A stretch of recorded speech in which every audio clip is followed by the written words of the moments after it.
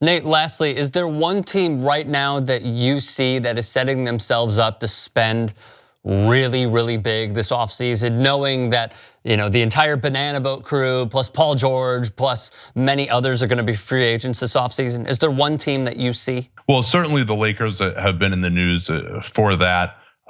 Slated to have about $47 million in cap room. That doesn't go as far as it used to because the maximum salary for LeBron will be $35 million. For Paul George and DeMarcus Cousins, their other two rumored targets, would be 30. So if they want to get two max guys, they got to clear out some more space with either Luol Deng or Jordan Clarkson and not bring back Julius Randle as well. That's one. Another one that really could have a ton of space potentially is the aforementioned Indiana Pacers with Victor Oladipo.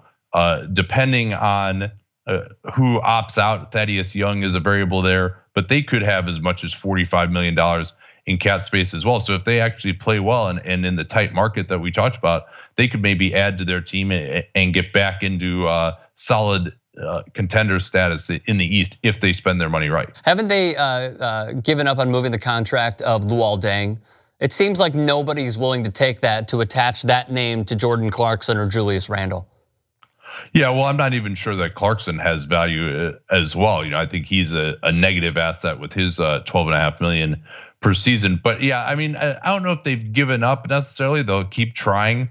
But with Luol Deng due about 18 million per season over the next 2 years, and I think he's played one game this year. He started the first game and then basically has been completely out of the team's plans ever since then.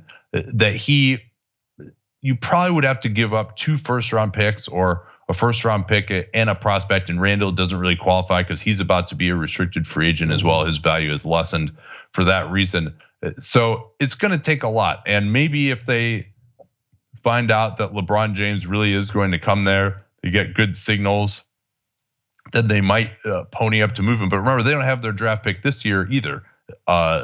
It's going for sure, and that means that they really are going to have to find another way to clear space. They could always use the waive and stretch provision on him, but and that would reduce his salary by 1/5 for next year, so that could get them there. But then he's on the books for 5 more years at a fifth of his salary. So it's going to be difficult for them. They can, if they want to, stretch him, but I think they'd prefer to avoid that. We'll see what the market looks like this offseason. But as you mentioned, it's going to be very difficult to move him. That's certainly true. All righty, Nate Duncan, the host of the Dunked On podcast and also the NBA Twitter show. And please do check him out as he streams and as he said, via Periscope, doing play-by-play each and every damn night. Follow him on Twitter at Nate Duncan NBA. Nate, we appreciate it, man. Thank you so much for joining us.